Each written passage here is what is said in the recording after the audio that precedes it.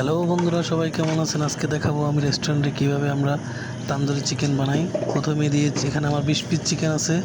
প্রথমে দিয়েছি 20 গ্রাম আদা, 20 গ্রাম রসুন, 1 টেবিল স্পুন লবণ, 2টা লেবুর রস দিয়ে ভালো করে মেখে নিতে হবে। তারপর দিব একটা পাত্রে 1 টেবিল স্পুন মরিচের ফাঁকি, ধনিয়ার গুঁড়া, গরম মশলার গুঁড়া, জিরার গুঁড়া,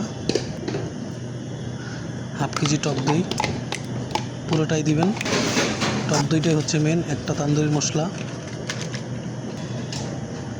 20 গ্রামের মতো কাশ্মীরি মরিচ, কাশ্মীরি মরিচটা দিতে হবে কালারের জন্য, কালারটা সুন্দর আসবে। এখন দিতেছি একটা ডানো ক্রিম, কারণ ডানো ক্রিমটা দিলে জুসি হয়। তারপরে দেব কচুরি মেথি 2 টেবিল স্পুন। এটা দিয়ে ভালো করে মাখিয়ে নিতে হবে।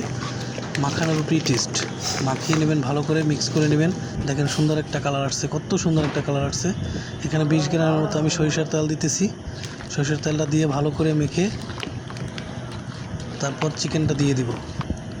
চিকেনটা দিয়ে ভালো করে মিক্স করে নিতে হবে। সুন্দর করে হাত দিয়ে সুন্দর করে মেখে নেবেন। দেখেন কত সুন্দর একটা লুক আসছে। এখন 5 থেকে 6 ঘন্টা আপনারা রেখে দেবেন। আপনারা বাসায় ট্রাই করবেন এরকম।